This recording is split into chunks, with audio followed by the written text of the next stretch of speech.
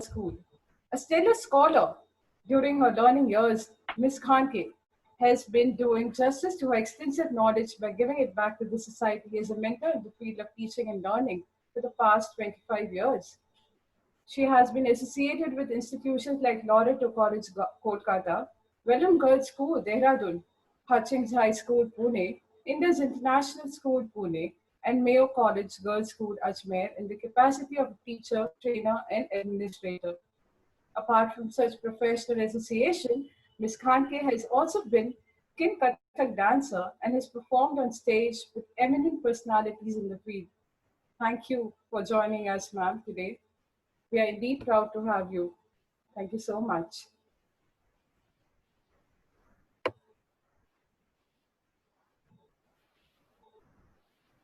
Our next panelist today is Dr. Vidhukesh Vimal, who is currently heading the Assam Valley School since September 2019. He is of the firm belief that in the 21st century, when knowledge is changing so rapidly, it is very important that skills like collaboration, communication, critical thinking, creativity, and character are developed in each child. At the Assam Valley School, where student voice is the part of everyday life, it is but natural that students develop the skills and develop it into responsible and confident young adults, is the message he has for all of us. Thank you, sir, for joining us today. Thank you so much. The next panelist we have today with us is Shri Alok Tibrewal, who is the Secretary of Om Dayal Educational and Research Society. Shri Tibrewal has set up Delhi Public School, Ruby Park, Delhi Public School, Durgapur, and Om Dayal Group of Institution, Engineering and Architecture College. Recently, Ruby Park Public School, a CBSE affiliated school, is inaugurated behind Alipur Mint, which is another feather in his cap. Shri Tibrewal is the vanguard of revolutionizing the organization skills of both school education and technological education with dedicated mindset and zeal. Thank you, sir, for joining us today. Now, meet our moderators. We have two moderators with us, Toastmaster Shamanta Borwa and Toastmaster Amit Kejriwal. Dr. Shamanta Borwa is a doctor by profession and heads the Department of Dermatology at the Assam Medical College and Hospital, Dibrugarh. Besides his profession in academics, he loves to dabble in creative pursuits and is passionate about dramatics, quizzing, hiking, and adventure sports. Our second moderator today is Toastmaster Amit Kejriwal, who is an ardent Toastmaster, a tea tester, and a tea buyer by profession. He is our all-time favorite joke master of our club. Without much delay, may I now request the moderators to kindly take the meeting forward. Thank you. Good evening, esteemed panelists, my dear Toastmasters and friends. The pandemic COVID-19 has forced educational institutions across India and the world indeed to suspend physical classrooms and shift to online classes. In India, while the transition has been smooth for most private institutions, the public ones are still adapting. There have also been debates on the nature of classes and the future of examinations and evaluations, whether they could be conducted online or not, and how fair it would be. While the faculty grapples with the new ways of managing this sudden transition to online education, students are left clinging onto their mobile phones and computer screens. If the schools were to close for some more time, how would education be affected?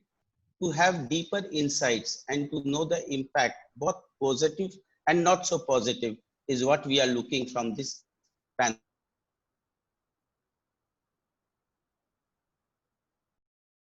So I will open the discussion with my first question to all the panelists. Sir, the schools were closed suddenly.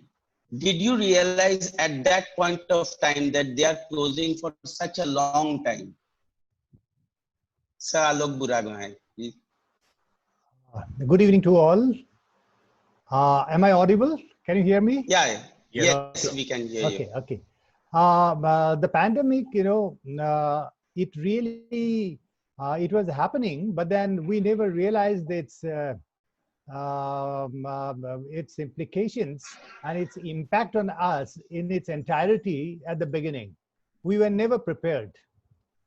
Let us be honest and fair in admitting that we are not at all prepared. But then, on hindsight, as far as higher education is concerned, let me tell you, I feel somewhat pleasantly surprised that by I think it was the end of 2017. End of 2017, MHRD issued a notification to all government universities of the country that we must be ready with our online portals, which have been already made available under the aegis of what they call a Swayam and then NMICT and NPTEL. These are all abbreviations for various government organizations developing e-contents and also the basic infrastructure for that. So I remember myself attending a 3-day conference in Vigyan Bhavan, where the MHRD minister himself was sitting for 3 days, right from 9 o'clock till 5 o'clock, 6 o'clock in the evening. And that was the import, that was the emphasis that was given to, transacting teaching learning through the online mode. Pandemic was never in our wildest of, imaginations. So looking at hindsight, I feel that as if we were ready, we are anticipating a pandemic. And when it happened, you were mentioning that the private universities or the private institutes have gone immediately to these online platforms seamlessly, more or less. Most of the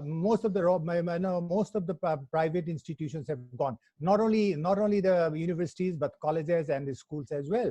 But then, with respect to the public domain, we have complicated issues of digital divide, social, stratifications, and so on and so forth. We have to address those issues to make online really a matter of practical option. Thank you. Madam Khandke, did you realize when the schools were closed suddenly that your students will be returning fast at that point of time? Madam Khandke, please unmute yourself. Yes. Yeah. Well, we were hearing about this particular coronavirus situation, of course, even prior to the lockdown beginning. And we had already imposed very strict restrictions on movements in school and regulations governing outings, etc. But that, well, it happened suddenly in the sense that the children had to be sent home by the 3rd week of March. And then the lockdown started on the 25th of March. And whether we knew that this was going to continue for a very long time is something which I don't think any one of us envisaged, because the coronavirus, the pandemic itself is the course of this is so unpredictable. The situation is so fluid. Even today, none of us can say when this is going to end. There are no concrete answers. So when all this started, online classes started, yes, we started in earnest, our children being our priority, like for all schools, but definitely, I don't think any one of us then, and honestly, if you ask me even today, can draw out concrete timelines as to when this is going to end and when everything is going to come back to a regular system of school-based instruction. Thank you, ma'am. Sir Tibrewal, would you like to add something? Good evening, everyone. I am not an educationist per se. I am just an administrator, entrepreneur at best. Sir, your role is even more than because you have a larger role to play. Maybe a larger role, but you can always say it's a role with a vested interest, because my interests are very much vested in making sure that the organization actually runs. You see, I just cannot take a hands-off approach. Hua to hua, nahi hua to chalo, mere ko kya? I can't do that. So I hope I'm not hurting anyone here on the panel, because all of you are very distinguished we accomplished. But I do and definitely I try to look at things from a very different perspective. See, we are having more than 10,000 students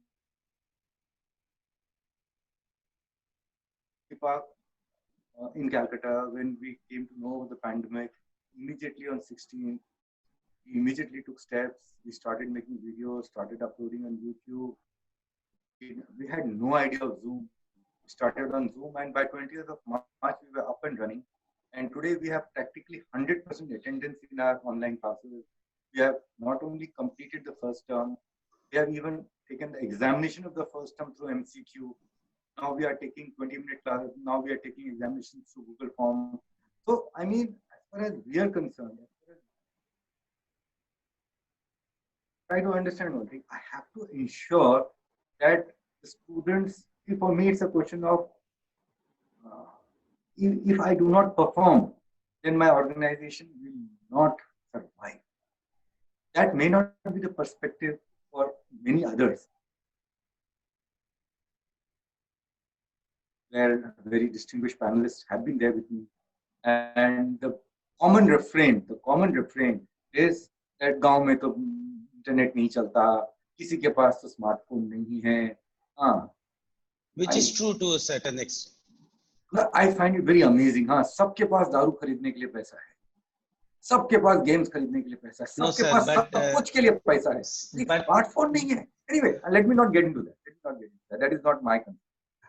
See, I am no, even if you have smartphones, connectivity is the issue in India, sir. Good connectivity. Let it be. Let me assume it is. Okay. Sometimes I feel whether it is really so, because you see in DPS Rupee Park, what we did when the online classes started, we divided the teachers into categories. One was those teachers who were taking the classes, and the other category, etc. And we made groups, and whereby they had to do the administrative follow-up and call each and every parent and find out what is your problem. Connectivity your problem, your problem. What is your problem? And we found out that आजकल तो 4,000 रुपए का smartphone के ऊपर में Zoom चल जाता है. There is a problem. So I mean, I'm not getting into that, but my contention is that, see, whether we like it or we don't like it, if we want the students not to lose a year, and if we want the students to actually learn something, then we have to make it work. Otherwise, देश हमारा है और देशवासी भी सब हमारे ही हैं. So, I mean, there's no option. Actually, when you people had kept the topic paradigm shift in education, I thought you were talking of the paradigm when you're moving from mass education to that education with extracurricular activities, and then again moving to this learner-centered education, which basically means Gurukul education. But then I was told, no, it's about, you were talking of only the shift in the communication medium. The biggest problem of online education, is body language is 70%, communication is 70%, body आप दे सकते हो, but आप लोगों को education नहीं दे सकते. Which is the true meaning of the word education. I think I've already said too much, so I would like the other distinguished panelists. Dr. Vimal, would you like to add something to? Yes, thank you very much, first of all, for inviting me.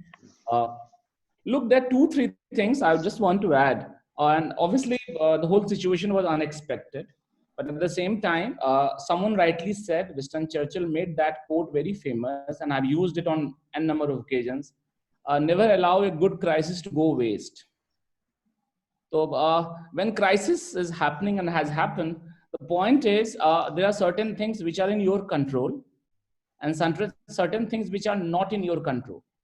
So I totally agree with Mr. Tibrewal that what we need to worry about, which we can control.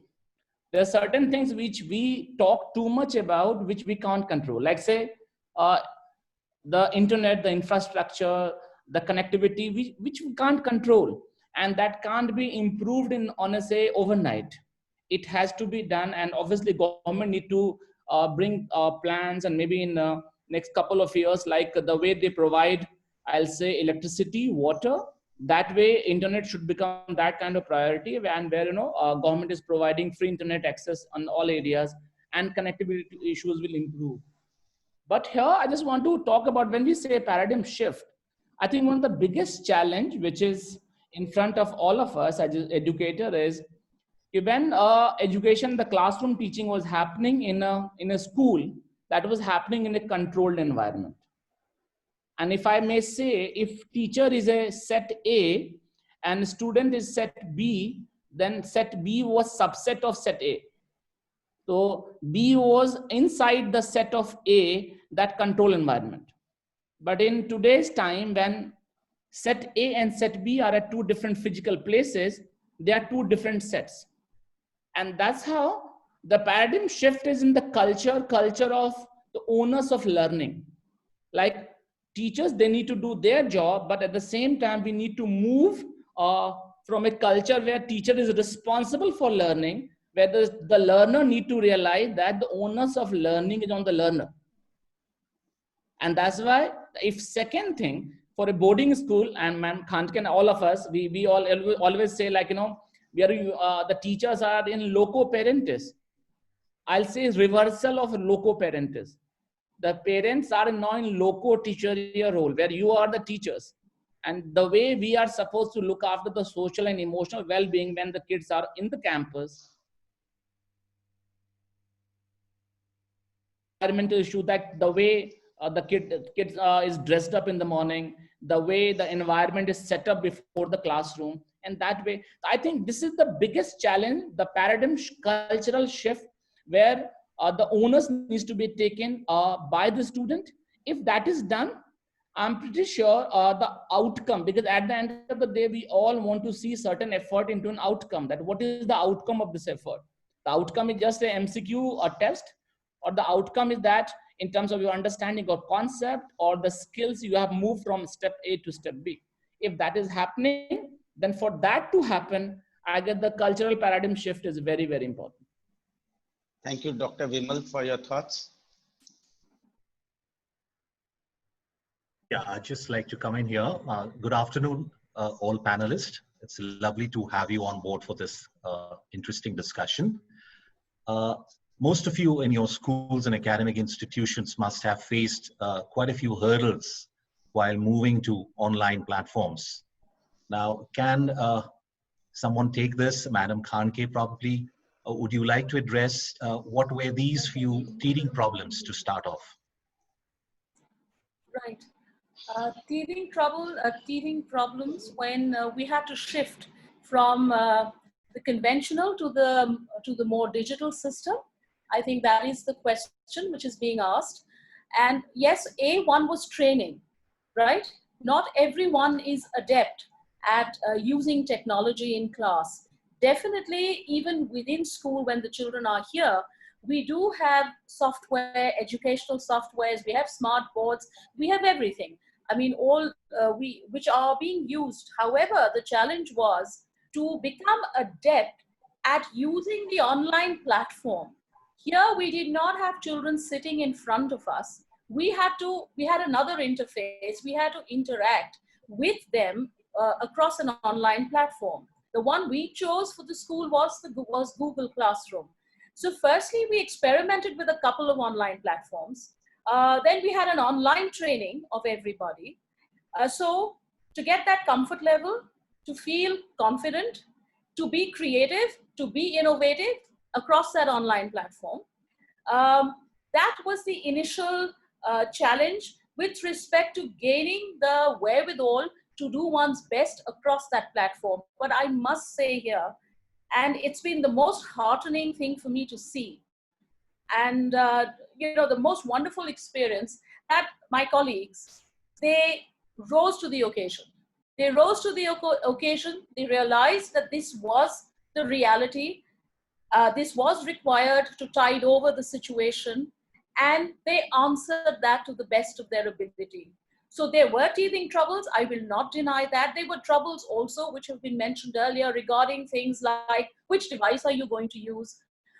We had a community of teachers on the campus, we had some outside. There was no way of physical interaction. We were talking online, discussing issues online. People living outside had different bandwidths. They had connectivity problems. They had device issues. You had a teacher who said, all right, I will teach and I will do my best. She used the mobile phone because she did not have the laptop, for example. So I marvel, honestly, when we look at the positives of this experience, besides the empowerment of the individual, which and the reinventing of the individual, of us as educators, has been the triumph of the human spirit.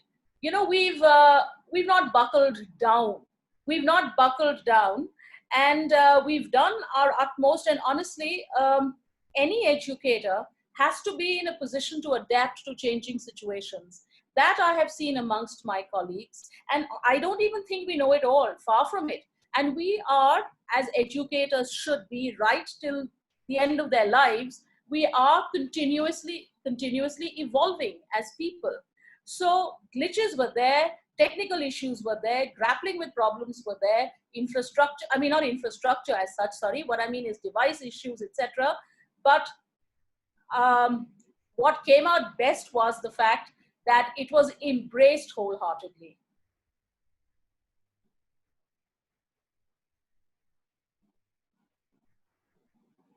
Amit Bhai, if you can rebut on that, Shamanto sir has some network issues. No, I think the question is well answered. So the next question that I would like, Dr. Vimal, can you please take this? Now there are various difficulties faced by teachers during the conduct of online classes. The teachers are facing many type of difficulties from the students and all. Can you throw some light on that? Thank you very much. In fact, in my opinion, and I have shared again this thing with my staff, that in my experience from last 16, 17 years as an educator, there was never so much need to be the human and bring that human element in you than now.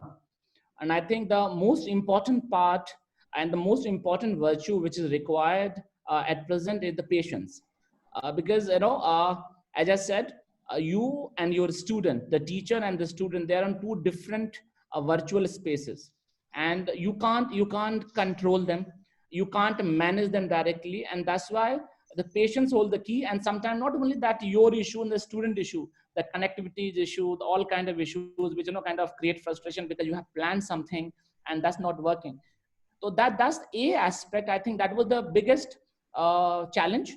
But as Mrs. Khandke said, I must compliment all the teachers, because capacity building of the teachers was the most important thing, because your range varies. You have your youngest teacher is 26, 27, and your oldest is in the mid 50s or late 50s. To cope up with the change at such a short notice, and to pick up that and to deliver the content, to engage with that particular thing, I think that's something we all are very, very much proud of our unit. And that's something I think has taken all of us to the next level. And this is how every day, not only I'll say about the teachers, the technical support staff, which is working behind the scene, kind of working with the, say, providing the internet facilities and training our staff and helping them in uploading and all kind of stuff. They are working on an average 15 hours a day. That's something also very commendable. So I'll say with our effort, with our commitment, with our focus, and with the purpose, definitely everyone is facing that and moving ahead at the same time. Thank you, Dr. Vimal. Sir Alok, there has been a press report saying that teachers quit e-classrooms as parents bully. There have been reports in social media also that parents' interference during online classes has increased. What is your advice to the parents? What are the do's and don'ts for a parent during these kind of situations? Amit, I tell you, see, my perspective would be very different from the educationists on the panel here. We will take their perspective also. See, as far as I am concerned, when we keep a teacher and when we recruit a teacher, we first see the educational qualification, then we see the class, then we take a class demo. After that, we always try to get a report about the class control of the teacher. Now, what does the word class control means? Class control means that when a teacher is taking a class, whether the students are listening to the teacher or not listening to the teacher. If the teacher doesn't have class control, the teacher will lose the job. Simple as that. Nothing more, nothing less. Now, a teacher who can control a class can control a parent also. No, sir, So, the question, the point now here I'm is, coming to it. So I understand there are some parents who at times get very, who try to interfere. But I mean, what I'm trying to say that these matters have to be dealt by the teachers, and there is no one solution to every problem. But I understand that in details Ruby Park, we have 480 teachers, and I do not, I have not found any teacher trying to quit the class, and they have managed it. Some parents may be having a genuine complaint, some parents may be having an ingenuine complaint. What I am trying to say, the teacher who knows how to control 40 students also knows how to control the parents. And it is a sir, domain on which, as an administrator, I would never like to. sir, I would interrupt here. And sir, the point is that the parents are complaining about the quality of teaching, and they have found that it was not up to the mark, and hence their interference came in some places. To be very frank, I have not faced single complaint till date. To be very frank, I have not faced a single complaint as such till date. Okay, that's what I'm trying to tell you. That is what I'm trying to tell you. If a teacher is able to, if a teacher prepares herself and goes to the class, then uska class control अच्छा होगा. Simple theory. What applies in the school will apply in the online class also. If the teacher prepares herself for the online class, in fact, the teacher needs to work much harder to prepare herself for the online class. Because if the online class is not interesting, who is going to take the online class? And I will see once I start seeing the attendance falling in the online class, the principal will go after the teacher that why the attendance is falling. So teacher knows she will lose the job very soon. So she has to have the attendance in the class back. So I mean, I'm looking at things from a very different perspective. For me, the teacher must be having the attention of the class, or the teacher goes. Thank you, We sir. understand your views, Sir, Mr. sir Tibrewal. Vimal. Yes, Yeah, I just please. like to highlight the another facet to this problem is that no matter how skilled or experienced one is, doing a job while actually being watched live, you know, and we all are aware that teaching is not child's play. Therefore, considering the fact that our teachers are already overwhelmed by the digital experience, does this kind of behavior affect them? Does this kind of sort of bullying that's going on by certain over-enthusiastic parents, and how is it affecting our teachers? I would like Dr. Vimal to respond to this. Thank you very much, Dr. Barwa. The thing is, I'll tell you, I just said in the beginning, there are certain cultural paradigm shifts and that's required. And one of the things I'll say that when you meet a doctor, you don't complain because you trust the doctor and doctor's ability. When you go to a lawyer, you trust the lawyer that, okay, the lawyer is capable enough and qualified enough to manage the case. But unfortunately, in our country, especially with people think that anyone can advise a master or teacher. And that people think that teacher is, a profession in the area of failed people in life. And from that approach, when you look at a teacher, that's why anyone can advise a teacher. One can suggest a teacher. And somehow I personally feel, and I'm so sorry that I differ with Mr. Tibrewal here, fear become a very important component in teaching. That how come the numbers are going down? How come this is happening? The point is, there are certain things I can do, but there are certain things not in my control. And I guess at that point of time, teacher needs the maximum support of the head of school. Teacher needs the maximum support of the parent body at that moment. And that's why I guess in what the best possible solution for such problems, if I may suggest, A is informing the concerned people in your school. The teacher may inform them that this is happening. That's A. B, the concerned people, including the deputy academics or the head of schools, taking up this matter with the parent reps and talking to the parent reps and kind of addressing this kind of behavior in that particular forum, and kind of giving that kind of emotional support. I just said in the beginning that it will never be so important to be human, where you bring care, you bring empathy, you bring support in terms of looking after people. Because the moment you instill fear, fine, that you better, the person who's doing that job, I think he's bound to fail. You're setting him to fail, or setting up that particular person to fail. Yeah, that's very fair enough. And in this backdrop, what are the do's and the don'ts for the parents that could build trust and probably confidence in the teaching fraternity? Can Professor Buragohain sir come in here? Oh, yes. I would take you to a larger perspective on these particular issue. See, we are talking about a paradigm shift. And in fact, if you look at the evolution of educational institutions, whether it is a school or a college or a university, irrespective of that, these are now the latest thinking is that with colleges, schools, and universities, the society has to get entangled. Society has a major stake. It is one of the stakeholders. It is not that they send their wards to the school or the colleges for education, but they are a part and parcel, an integral part of the whole business. So therefore, the onus lies on the parents as well as a member of the society that the quality of teaching goes right. They should contribute positively, and that model has to evolve. So it's not a question of somebody watching you, somebody sort of pointing out only at the faults. It will not evolve like that.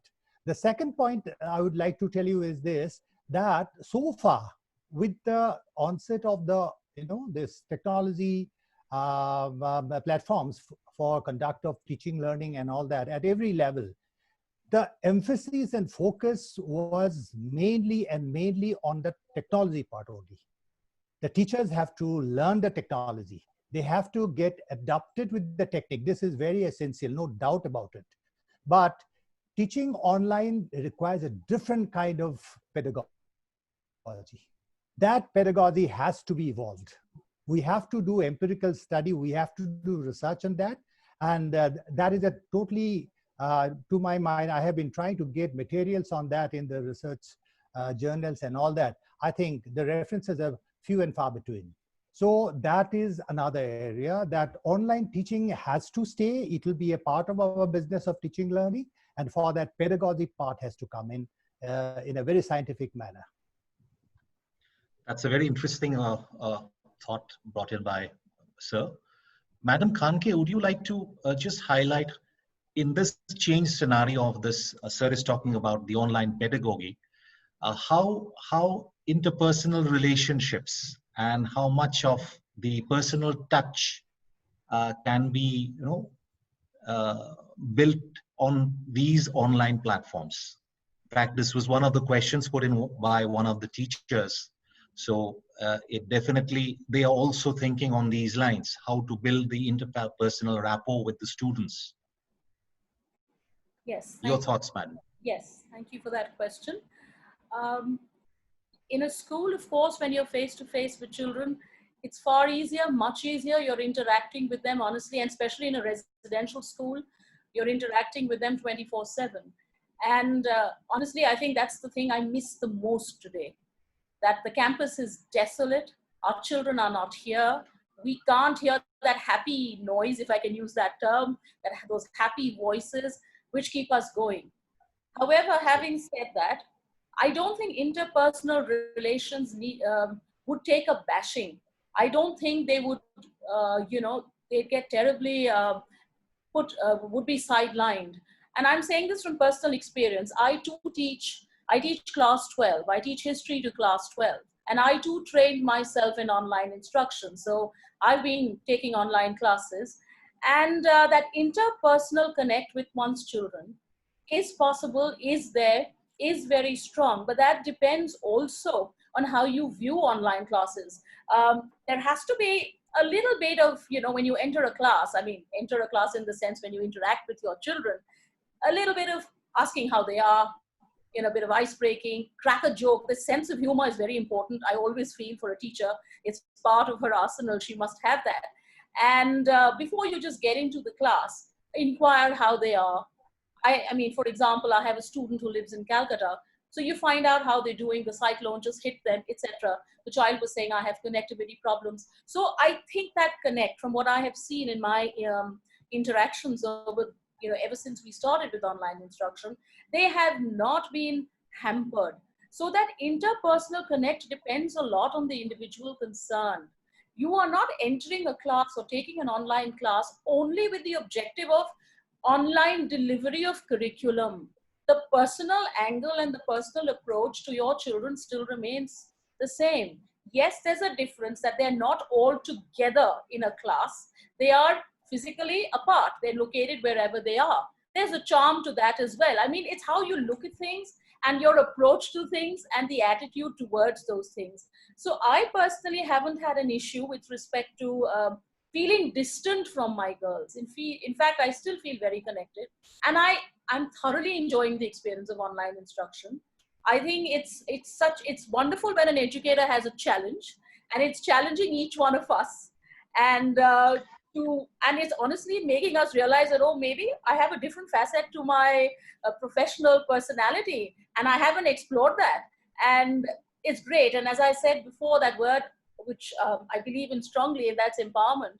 It's very empowering. And another thing about the children, I'm digressing a little bit, but the children are very understanding. I was talking to one of my class 12 students yesterday, and she said something. She said, ma'am, we took a long time ourselves as children, and we are the younger generation. And honestly, we as the older generation are learning so much from them as well. That's also a beauty of online classes. But she told me something. She said, ma'am, we took a bit of time to get adept at technology. And of course, they are the people of the age of technology.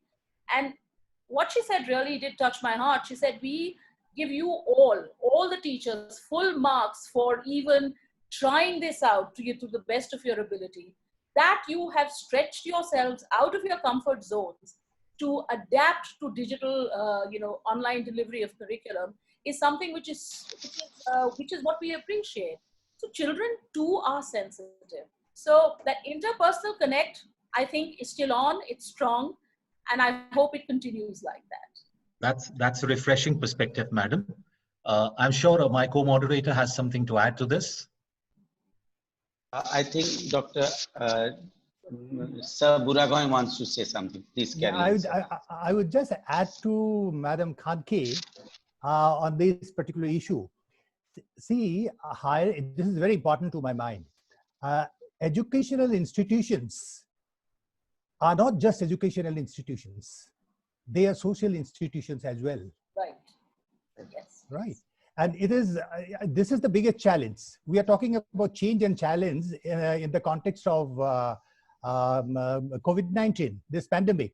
One of the challenges would be, to my mind, not the shifting from online to offline and offline to online and all that, but the biggest challenge is, to my mind, is this, because it is, as a social institution, on the campus of the schools and colleges and universities, students get to learn about the virtues and values of life. Yes. Not in the classroom. Yes. By getting into interactions with one another, they get into the larger societal perspectives from their family. And more so, this is so very important today, because many things relating to values and virtues earlier, these were taken over by, these were looked after by the institution called family. We had a lot of families. Now this role of the family is being shifted to these educational institutions. We have a larger role to play. Now, when the students are away off campus, because under these kind of situations, to my mind, the biggest challenge is how do we,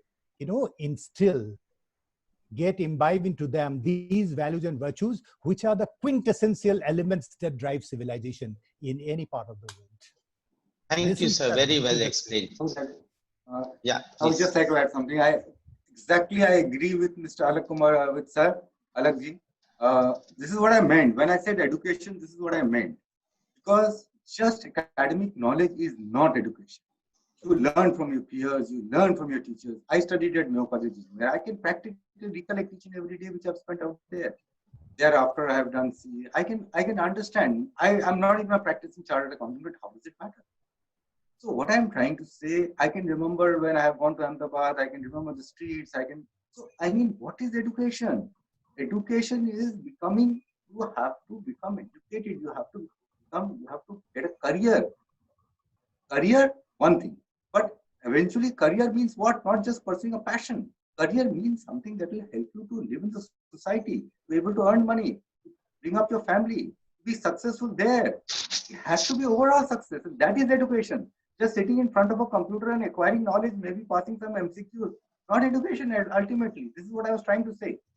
Online is not the solution. It is just a stopgap solution. It is Absolutely. not a solution at all. Absolutely. Sir, thank you, sir. Sir, the closest precedence to COVID-19 pandemic is the Spanish flu, which happened a century ago, if you may all agree with me. It lasted for about 2 years. It subsided after a few months and returned back as a second wave and was far more deadly. There are similar apprehensions regarding COVID-19. Therefore, will hybrid education, a mixture of online and conventional classes, be the scenario for the near future for some time to come? Dr. Vimal, set A and B have now come together. They were separate before. Yeah, in fact, one of my friend rightly coined a word these days. Like, there's a word called, when you say local and global, you create and you say you have created a word called glocal. Same way, he has created word called physical and digital, phygital. And he said that now this is the time of phygital education, where you need to use your physical environment and at the same time the digital platforms. Obviously, there were schools who were using the digital platforms well within the premises of the school, like us and all other kind of schools where flipped classroom or say Google Classroom, everything was already been used. It's not like that they were not using it. But at that time, it was kind of a luxury to use it. Fine. So we need to understand that now in today's time, it's not a luxury. It's kind of a mandatory thing.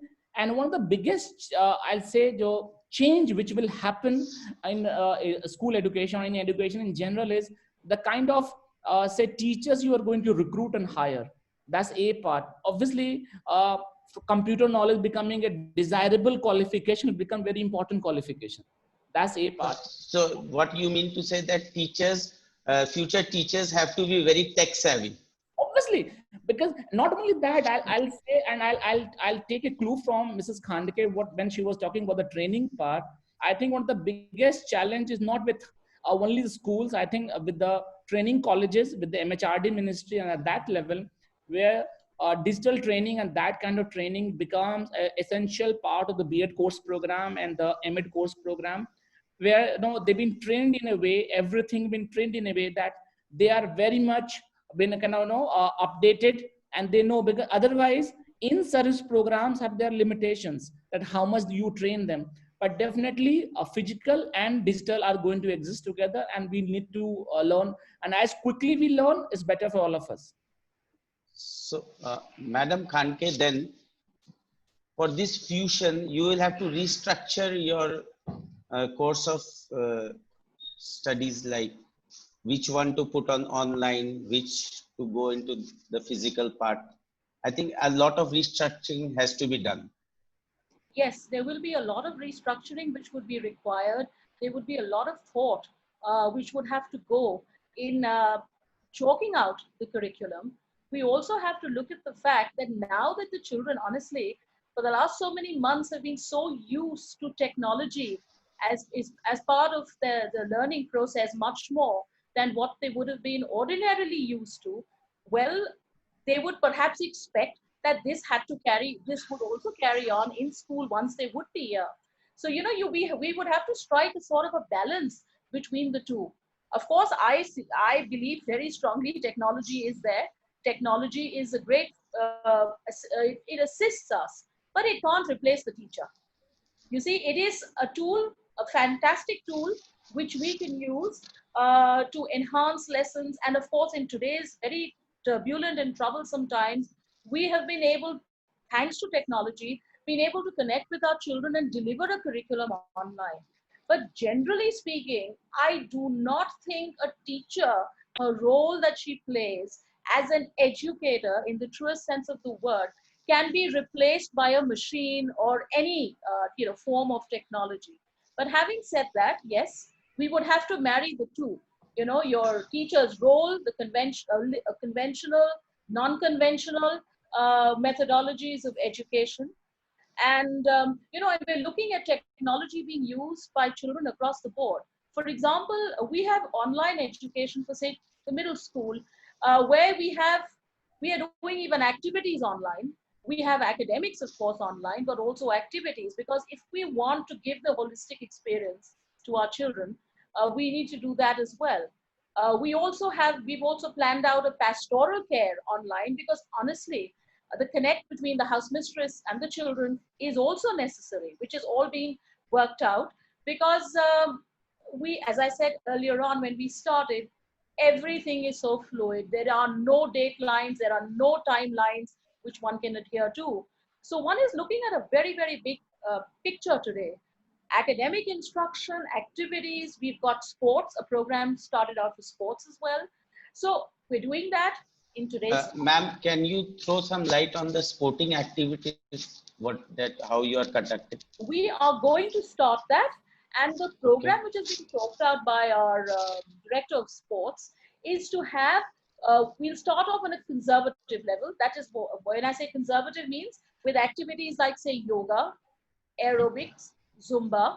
We'll have those sessions. We have our timetables chalked out, and according to the classes which the children are in, and they would attend those sessions through the online platform. We also have behavioral counseling, which is being looked at. We have 2 behavioral counselors in school. So we have chalked out timings for them. The behavioral counsel aspect is going to begin, I think, around next week. So the whole online program itself, because let's face it, we are all novices in this. It is evolving. It is evolving as we go ahead and handle every challenge. We need to understand also, that children should not be emotionally too stressed. We have to keep in mind the screen time. We can't make them overdo the screen time. So keeping all these factors in mind, we structured our program. And when they return, of course, as I said, we have to really go into the nitty-gritties of how to get the two to have a combination of both online and conventional education, with the human connect being very strong always. Ma'am, on that note, I would just like to bring in the special peculiar challenges facing residential schools like the one you are heading. Yes. If you don't mind, can I interject once? I'm so sorry. Yes. Ma'am, all the panelists, we are having a challenges wonderful facing discussion, and the time for the discussion is over. So if may I have the permission of the education panel or to extend the time for another 15 minutes? If I have the Fine. permission So of what you mean to say we have another 15 minutes? Yeah. That's great. That's great. Okay, thank you. So, madam, I was asking in the aftermath of COVID, yes, when the world will no longer, it's already not the same as before. right. So what special challenges residential schools will face in this change scenario? That's first. And secondly, how do you plan to overcome them? I'll put this to both you as well as Dr. Vimal.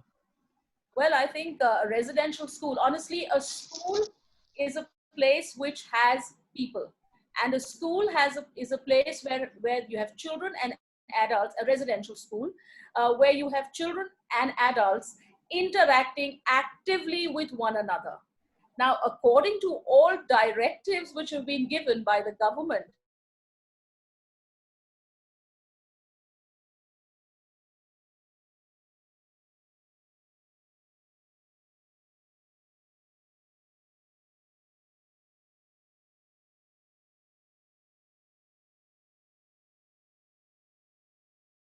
they want to chat, they want to take campus rounds together, they want to sit in their dormitories and chatter with one another, they want to do group studies. I mean, these are things in a residential school. It's this huge, big family, it's a big community of children and adults living here. So I mean, it is a big worry because to what extent can you really impose this? To what extent? Because the natural instinct of the individual comes to the fore, especially when you look at children. And for them not to be able to communicate actively with their peers, or even with adults, they would have to keep social distancing. They would be these would be this would be a real shift in the way they conduct themselves, in their behavior. And instinctive behavior says something, and COVID-19 directives and preventive measures and keeping their health and safeguards, keeping health safeguards in mind would mean they have to do something else. So I do worry very much. Yes, when children come into school, how am I going to ensure it? One can have protocols, one can have procedural protocols, health protocols, etc., etc., etc. Wear the mask, supposing the child doesn't. Does that become a disciplinary issue? When I think about disciplinary policies also having to be written, what is going to be indiscipline? Why have you not washed your hands before every meal or whatever? I mean, it sounds very flippant. I'm not wanting to be flippant, but giving you the simplest of simple examples. So yes, I am worried. You don't want to rob them of their childhood. You don't want to rob them of their fun and joy, but you have to protect them. And schools would have to keep a lot of measures ready. We are within our establishment, and I'm sure Dr. Vidhukesh is also doing the same, and all of us are sailing in the same boat. We're working out as foolproof a system for our children, and in the hope that we can execute it 100%. But there are, Yes. I've expressed just a few of my concerns with respect to that. Yeah, I'm sure it will be a very tough balancing act between enforcing the physical distancing protocols as well as ensuring that the children are given the atmosphere conducive for their holistic development. Dr. Vimal would like to say a few words on this. How are you going to address this in ABS in the future? Dr. Barua, the biggest challenge, I think, in not the kids, I think the parents. Fine, because this whole pandemic, the kind of fear it has created, the biggest challenge is to do certain things which are confidence building measures. Fine, because what happens many times, for a school, a parent may think that for a school it's 800 students or 700 students, and for me it's only one child and maximum two. In that case, that's the biggest challenge, how to emotionally tackle the parents and ensuring reassuring them that we are doing everything possible to protect the child and protect the campus. That's A part. And definitely B part, as Ms. Khandke said, kids by nature, you can't know. That's why you need to be very much sure about what is the right time. That's the trickiest question. What is the right time? And leave apart the government's orders and their notification that you can reopen the school in July or June and whatever. But what is the right time to call our students back on campus? But that's the trick, and that's the, I think, question we can only answer depend on the kind of progress. Because if you look at present government, they are playing with different kind of data on a daily basis. Whatever suits them, they are bringing that data up. Like earlier, they were talking about doubling data. They left that doubling data now. They are not talking about, death rate, and they're talking about recovery rate. So at different point of time, they're bringing different data just to reassure themselves that they are doing a good job. Obviously, they're doing a good job. But as a school, we need to be very, very careful about it when we decide to reopen. Because once you reopen, then this social distancing, kids can't sit together. In my opinion, these things are next to impossible in a boarding school, next to impossible, because you cannot sit with the child in the dorm. Say on an average 7 or 8 students, they stay in one room. You may reduce the number to 4. If those 4 students late in the night, they decide to sit together and chit chat, how you're going to deal with that? So that's why, in my opinion, boarding schools need to be very, very careful about when to call back their students on campus. And I think that's the trickiest question, and we all need to answer that. I don't know when and how, but Yes, you're very right. That's something that we all will need to address at some point of time. Amit, would you like to take over? Yeah. Dr. Buragohain, my question to you is, the theoretical part of the lessons are being taken care by the online classes, but what about the practical aspects of the courses, especially relating to higher education? Yes, this is another challenge area as far as higher education is concerned. But otherwise also, you just come to the school level. When we, as far as science is concerned, we say Yes. doing is science. Unless you do is you keep talking, it's not science at all. So therefore, again, if you permit me, I will take you to the larger perspective, because we have to see through a large canvas now. Our lens has to be different now. We are looking at the situation through the old lenses. We have to change the lens now. See, if you recall, 2014, I think, yes, United Nations declared the decade of sustainable education. This is not a simple word, sustainable education. What it calls for is a thorough, complete, 100% review and re-evaluation and restructuring of the way we impart education or impart whatever in the name of education. So the most of the ills that we are witnessing and experiencing today, including probably COVID-19, is an outcome of that wrong education, which have been followed, which have been pursued for so many hundreds of years now. So we have to subject it to a gradual, slow, evolving process of change so that ultimately everything becomes sustainable. I deviated probably a little bit from that question of practicality, practical things. Again, as far as this is the larger perspective. Now, coming to the again, if you recall, in the syllabi, there is a gradual emphasis on learning from the larger classroom. We have to take our students to the larger classroom, or rather, the challenge to my mind is to take the children out of the classroom to impart actual education. Let them experience, let them observe themselves in nature, what they are being taught in the classroom. That is practical. I think we have to reorient our teaching learning program. Again, parental, family, as a stakeholder, society as a stakeholder will have to play a very definite role. I cannot spell out immediately what that model would be, but then teaching learning can really happen outside the classroom without the books, and they will get the real knowledge of the world or the nature. A village boy or a boy in the village or a girl in the village, they have, you cannot compare the knowledge of botany, their knowledge of nature, the knowledge of zoology in comparison to the school taught boys and girls. By getting into nature, by feeling themselves, by looking at the plants and trees and the animals and insects, they have they have huge body of practical knowledge.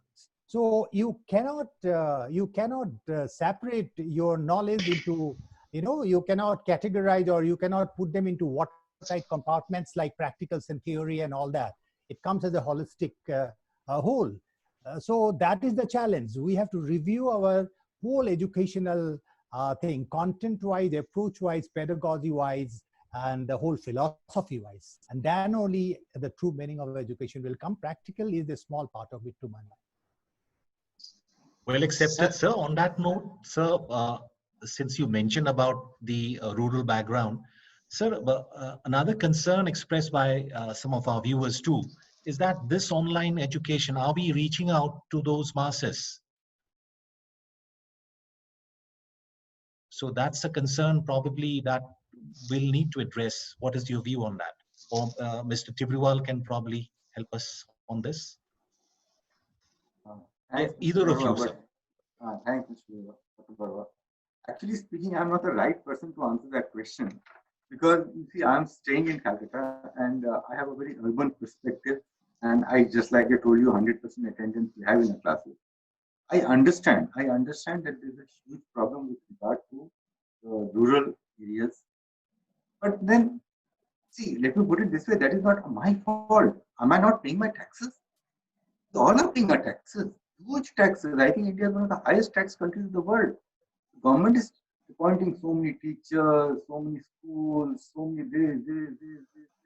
Every teacher in a rural school, what astronomical salaries.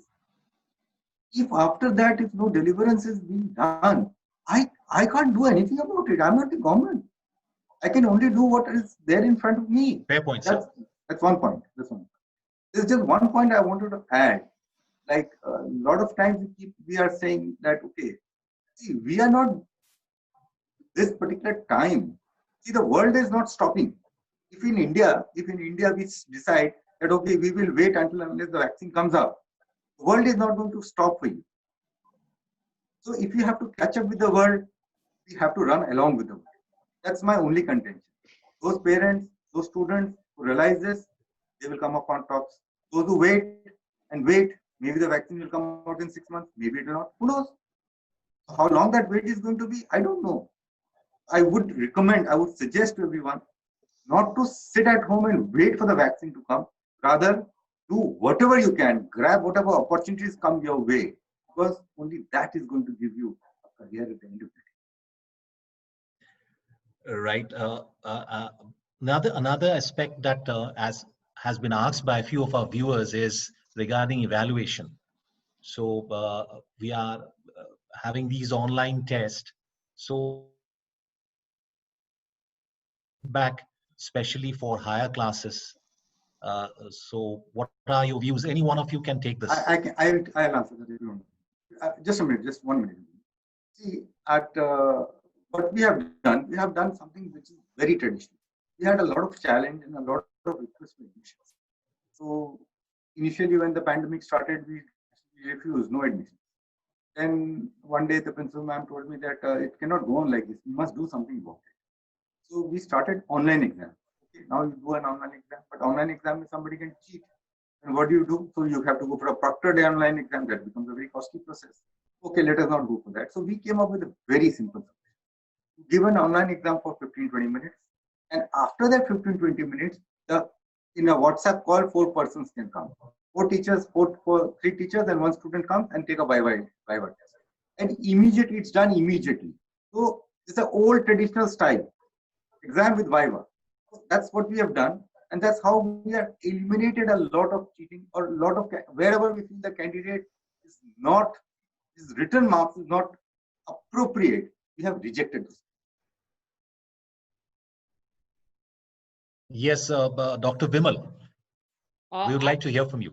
I'll say that, it's all matter of trust deficit and trust in the system, fine.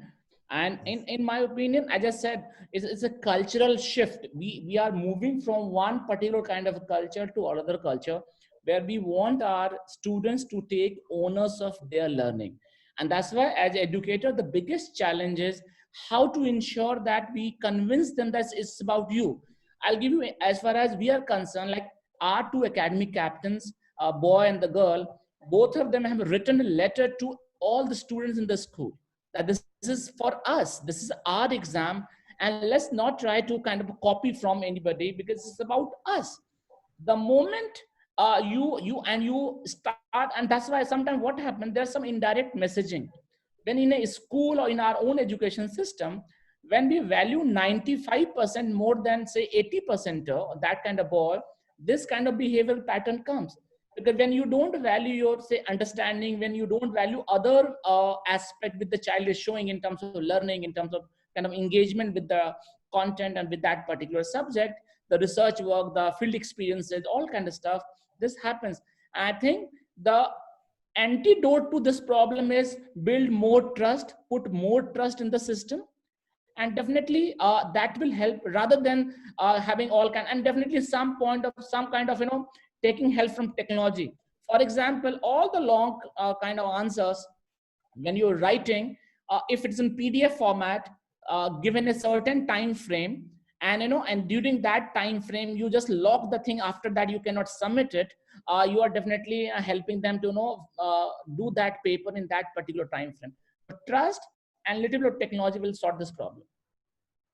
Yeah, the trust is essential. Trust that they are not gaming the system. Yes, to go forward on this, Amit. Yes, you can go ahead with the conclusion. Can I have, how much time do we have? By the permission of the panelists, if you have any relevant question in the Q&A from audience, you can take, I believe. Okay, fine. I Another would thing just, that I wanted to add to. Yeah. Yes, sir. I would just add to what Mr. Vimal said. You know, he had hit into the crux of the issue by stating about what he calls as the trust deficit. I will just add to that, if you permit me. See, just try to remember your childhood days. You know, right from day one, whenever you were writing an examination in your primary, secondary, or down the line up to the university level,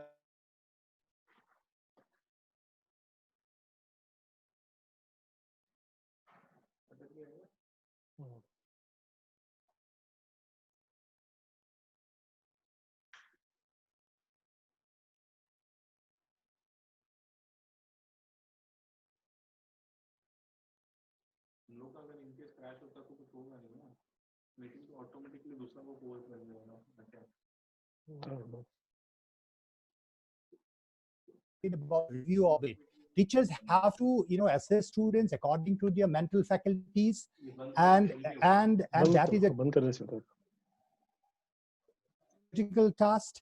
And after that, you have to ask creative questions so that they have to answer on their own. Trust is one part, and asking the right question to extract the learning outcome of the students is another one. These are pedagogic challenges.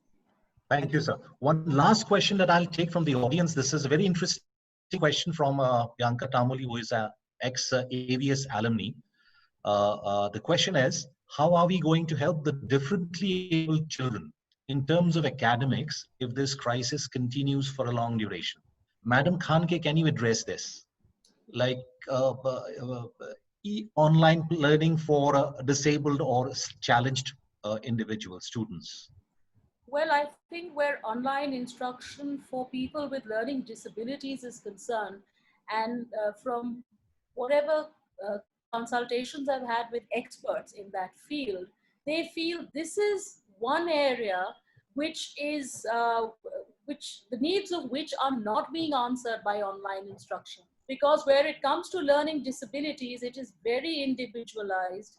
There are degrees of learning difficulties, and therefore, to address that through the online medium, as of today, as of now, is a very difficult task. So it is a challenge.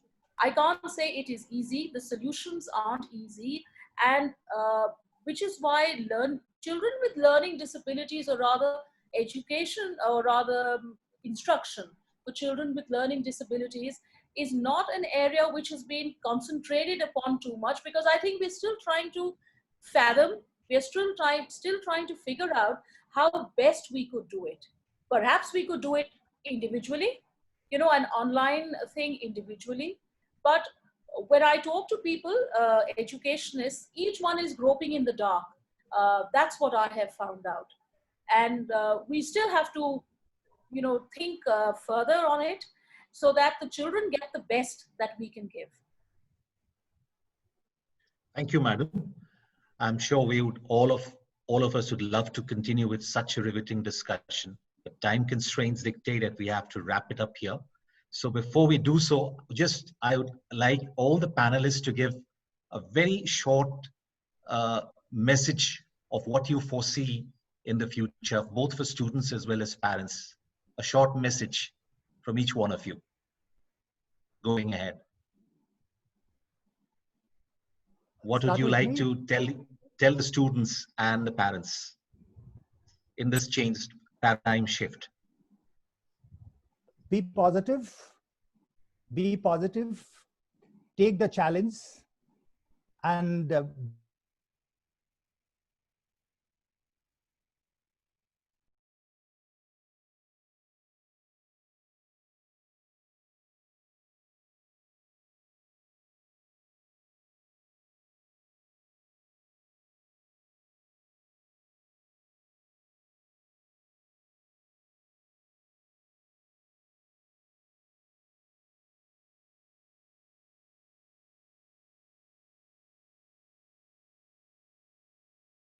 Thanks for that very useful suggestion. Madam Khandke, would you like to address this? I would say that change is the only constant, and we are seeing it. We're living through it.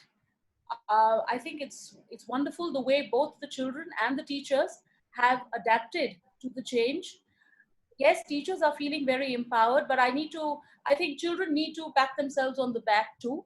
They've done very great work. I could say, one has heard such heartwarming stories of, when I talk about Mayo College Girls School, of our children who've gone out to serve others in the community who were distressed. They've done a lot to alleviate their sufferings. There have been members of our alumni association who have, they've run crowdfunding campaigns. Two children of class 10, one of them donated 25 smartphones to a government school so that to facilitate, to make it easier for online instruction for those children who could not avail of it. One girl of class 10 ran a crowdfunding campaign for people who were daily wage laborers. So when I hear those stories, I feel the children, they're realizing, of course, the true essence of life, and they are. If education is to bring about original, compassionate leaders, original thinkers, and compassionate leaders, I see it in the girls. Of course, my colleagues I have tremendous respect for, and they have not been passive. So don't be passive. Do your bit. And as Dr. Vidhukesh said, appreciate what is there and respect the efforts of others and respect the efforts of people right from your service staff to your teachers to walked 1,000 extra miles to be I would say, to be a great. Madam. On this note, I take this opportunity to extend my heartfelt thanks to all our eminent panelists for taking time out from their busy schedules to be amidst us this evening to address the challenges faced by this paradigm shift in education that has been brought to bear upon us by the pandemic. I hope our fellow Toastmasters and viewers have been enriched by the erudite inputs and suggestions of our panelists. We would love to hear your feedback about this session in particular and the Toastmasters Club of Dibrugarh in general, and hope to see most of you join us in our subsequent sessions in this Beyond the Blues series of webinars. And I thank my co-moderator, Amit, as I hand over to Toastmaster Nupur.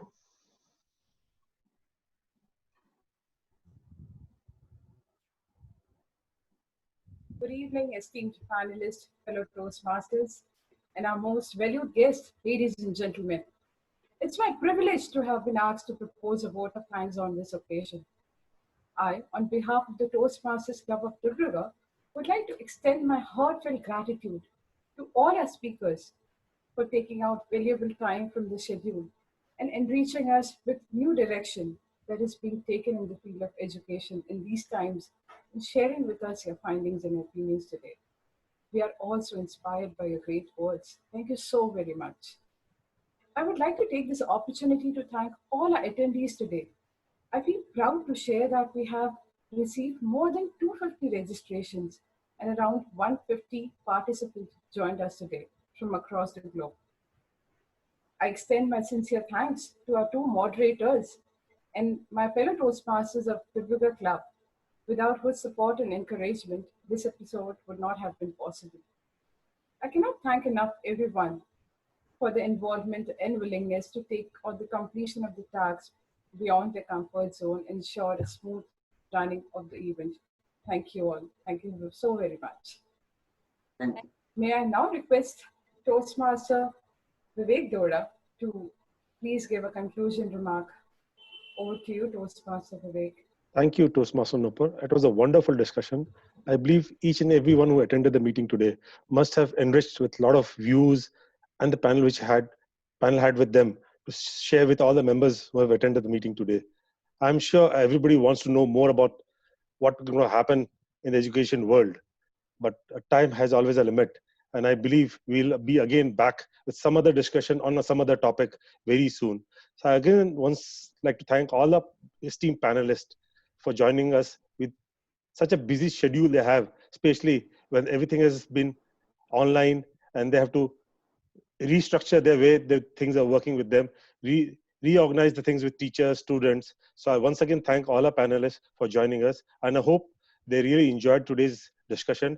And I thank all our attendees who have joined in. From around 250 attendees have registered with us from around 28 cities and 3 countries. So I thank all of them. 150 could join with us. I thank each and every attendee for registering with us and joining for today's program. Thank you once again, everyone. Good night.